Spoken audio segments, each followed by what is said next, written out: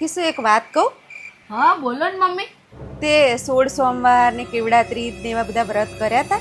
હા બધા વ્રત કર્યા હતા મેં તો. બધા કર્યા હતા? હા હા, મને એવું લાગે જ છે કે તે બધા વ્રત કર્યા હશે. ત્યારે જ તો મારા દીકરા જેવો ભોળો ને સર્વગુણ સંપન્ન પતિ મળ્યો, નકર ના મળે એમ.